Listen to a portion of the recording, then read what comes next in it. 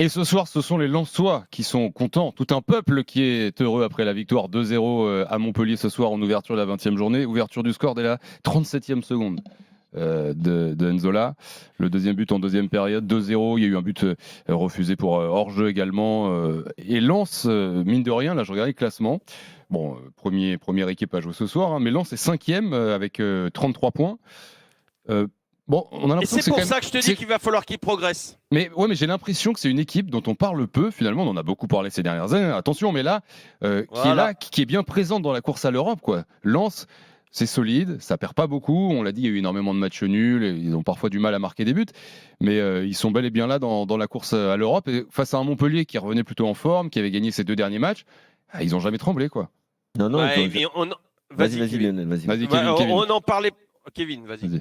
Non, tout à l'heure, je disais que j'ai trouvé Lens vraiment très très bien dans ce match, même si bien sûr ça aide de marquer à la 34e seconde, mais ils ont été le chercher, on les a sentis conquérants, on les a sentis offensifs, et c'est vrai que d'ailleurs ce but il est beau, hein, c'est un beau but collectif, le deuxième aussi.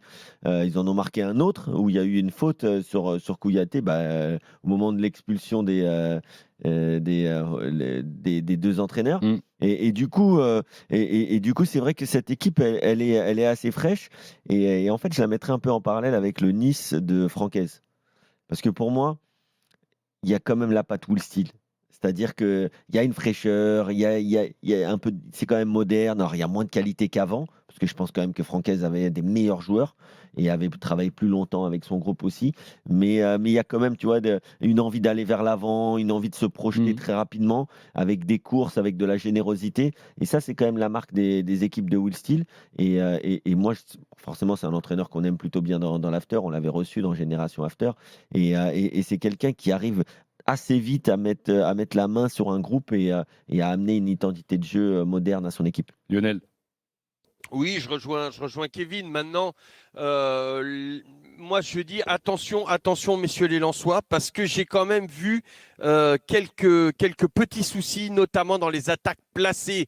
Le premier but, c'est 3 passes. Ça part du gardien, ça va sur le côté gauche. C'est 3 passes avec un duel gagné contre 2 joueurs, voire 3 joueurs dans les 6 mètres adverses et qui la donne plein axe. Donc ça, c'est le premier but. Le deuxième but, c'est la même chose. Donc en attaque rapide, ils sont très bien. Maintenant, ils ne vont plus pouvoir se cacher, ces Lensois.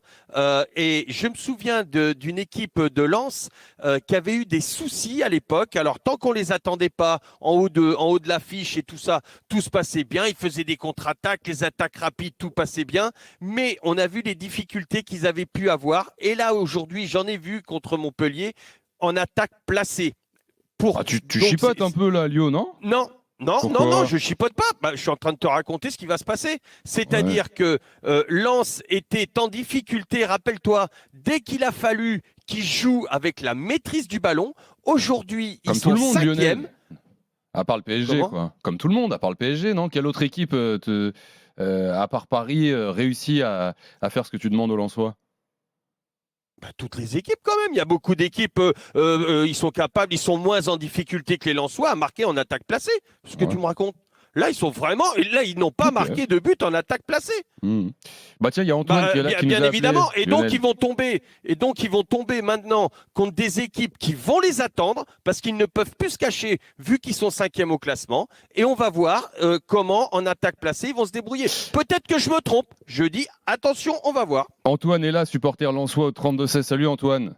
Salut, bonsoir les sénateurs. Bienvenue sur RMC, bienvenue dans l'after. Est-ce que Lionel Charbonnier se trompe?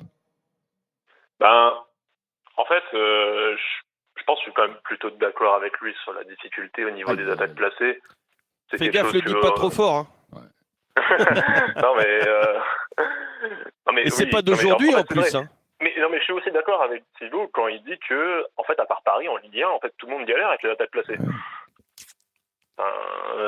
C'est super dur à faire. De toute façon, aujourd'hui, il faut une Monaco marque beaucoup en attaque placée. Avec ces deux joueurs, ces 2 jeunes joueurs, on les voit souvent en attaque placée. Je vais t'en citer d'autres. Non, mais en fait, il y a que Monaco, Marseille et Paris qui arrivent vraiment à déséquilibrer un bloc en place aujourd'hui. Lille. Ouais. Non, Lille, ils font que des attaques rapides. Non, j'ai pas dit qu'ils font que des attaques rapides. J'ai Non, dit mais ils marquent beaucoup en attaque rapide. Bah, il y a quand même des buts de Lille aussi en attaque rapide, mais je veux Il dire, y en a, si il y en tu veux a. mettre Lille dans le lot, il n'y a pas de problème. Mais on va Bah dire oui. qu'il y a que une petite Eh ben, partie des équipes on a en fait Ligue 1 les équipes du top 5. On a fait les ouais. équipes du top 5 qui marquent en attaque placée. Mm. Voilà, on y est. Merci les gars. Merci.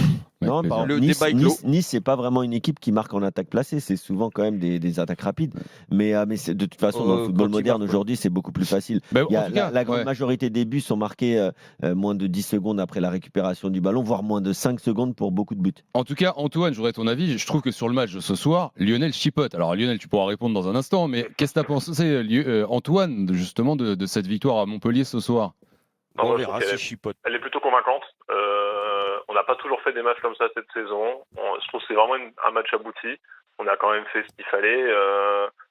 Franchement, Montpellier n'a pas eu grand-chose. Alors, ils ont eu quelques petites occasions par-ci, par-là, mais c'était pas vraiment hyper dangereux. Je trouve que c'est un match plutôt maîtrisé. On n'a pas fait toujours cette performance-là cette année et ça fait quand même plaisir, quoi.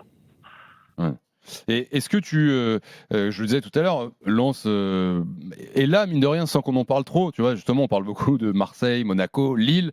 Lens ce soir est devant, même si les Lillois ont un match en moins. Est-ce que tu vois cette équipe de Lens comme un Européen potentiel, même éventuellement top 4? Les Lensois sont ex aequo d'ailleurs avec Nice 4e, où il y a encore trop de carences justement pour espérer tout là-haut en Ligue 1. Ben, actuellement, je ne saurais pas dire. On verra aussi avec le mercato ce que ça va donner, parce que là, il est encore hyper agité. On ne sait pas encore tout à fait avec quel effectif on va finir ce mercato. Mais en attendant aussi, ce qu'il faut dire, c'est que quand on regarde contre qui on a pris nos points cette saison, en fait, c'est toutes les équipes qui sont derrière nous. Alors, en général, on se stagne globalement à la 7e place toute la saison. Et en fait, pour moi, en fait, à la 5e place, on est à notre place, parce que toutes les équipes du dessus, on a réussi à en battre aucune. Et on a réussi, en fait, à pas hisser notre niveau aux équipes du top 6. Et pour moi, je pense en fait, si on finit 7e, ça sera très bien. Une conférence League, je pense que c'est notre place, c'est là où on doit être. Si on arrive à gratter une Europa League, ça sera très très bien. Mais je doute qu'on arrive à aller au-dessus, du moins cette saison qui est plutôt une saison de transition quand même. Ouais, et surtout, ce qui est pas mal, je sais pas ce que vous en pensez, Lio et Kevin, c'est que Lens, c'est quand même un club qui est là sur ce mois de janvier, sur ce mercato qui est un peu attaqué de toutes parts. Samba parti, Kouchanov parti, Danso pas dans le groupe ce soir, en partance, qui pourrait partir avant le 3 février. Bon, malgré tout, défensivement, malgré tout ça, tu restes assez solide. Devant, ton attaque ce soir, c'est Enzola, Koyalipou. Moi, je trouve ça assez fort, vu le mois de janvier et les joueurs qui sont là sur le terrain, d'enchaîner ces résultats. Mais c'est pour ça que je te dis que Francaise était un bon coach et qu'on retrouve la patte Francaise, c'est-à-dire qu'il arrivait aussi, malgré les absences, à faire jouer cette équipe de Lens. Et aujourd'hui, Will Steele, c'est un entraîneur. Ils se ressemblent vraiment, ces deux entraîneurs, parce que tu as vu le nombre d'absents qu'il y a eu à Nice. Et ils ont quand même réussi à performer, en tout cas en Ligue 1, pas en Coupe d'Europe, là c'était cata. Oui. Mais quand même, moi franchement, Enzola, j'avoue, je suis pas fan. Ah, il marque des buts de temps en temps, mais je suis pas fan. Quelques-uns. Alors Koyalipou, je le découvre. Il a été bon aujourd'hui, Kevin. Oui, il a été bon. Même Koyalipou, moi j'ai trouvé vraiment embêtant pour la défense. Après, en face, ils ont été faibles. Ouais, après en face, c'est vrai que c'est faible. Mais Diouf a été très bon. Diouf.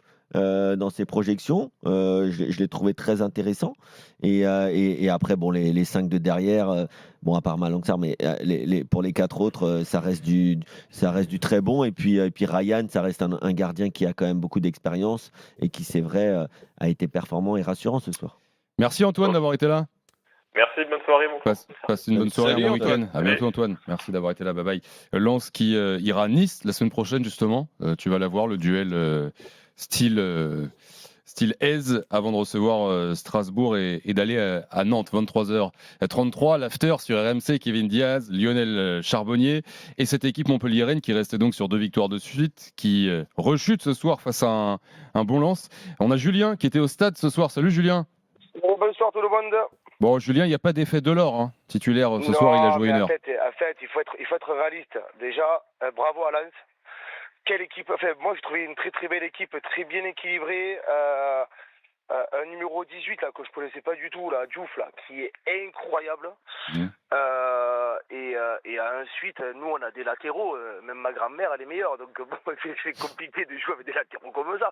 Mais bon, on a les joueurs qu'on a. Lens ne joue pas dans le même championnat que nous, hein. Clairement, nous, voilà, il faut qu'on gagne nos concurrents directs. Et après, on verra la suite, quoi. Lens, c'était du bonus. On a gagné Monaco tandis-que on a gagné à Toulouse. On a le droit de rechuter, hein. On a le droit, je pense ça. Vous êtes d'accord, Lio, Kevin, Lens, c'était trop fort. Je suis d'accord avec Julien. Ouais. Je suis d'accord avec Julien, ouais.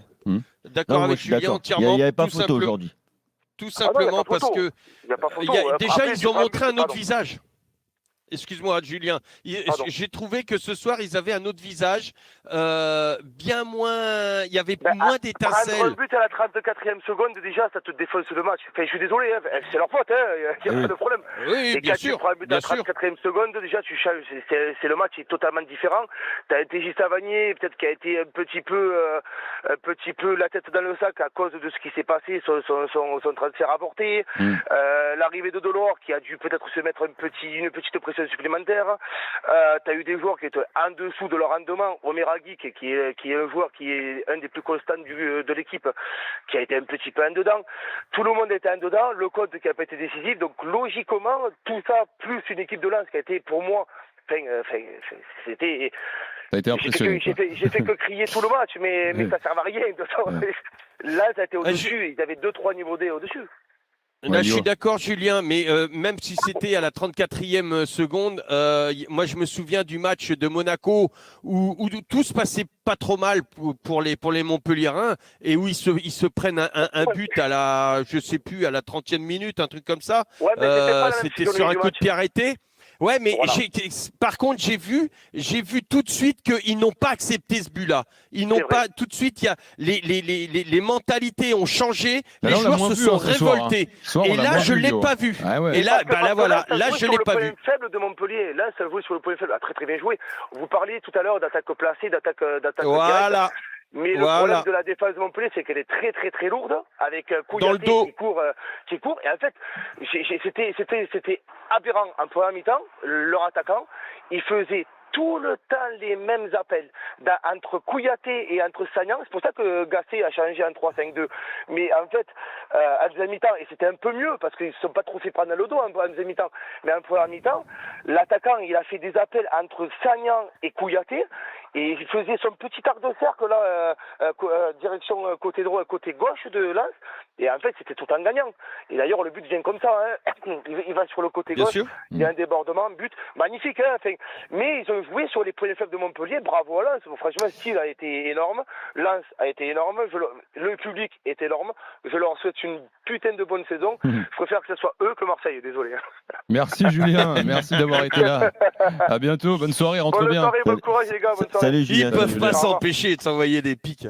C'est incroyable ça. Ils arrivent pas les mecs. Ouais, mais ils comptent sur toi Lionel pour les remettre à leur place comme la semaine dernière. Non. Ah ouais. Montpellier. Claude. Exactement. Ah, c'était gentil. Oui, oui, bien sûr. Montpellier qui ira à Nice la semaine prochaine. À Strasbourg la semaine prochaine. Voilà, peut-être le genre de match à essayer de gagner pour les Montpelliérains avant de recevoir l'Olympique lyonnais. Montpellier 17e ce soir, 15 points, 2 de retard sur Rennes et 3 sur Saint-Etienne qui joueront ce week-end.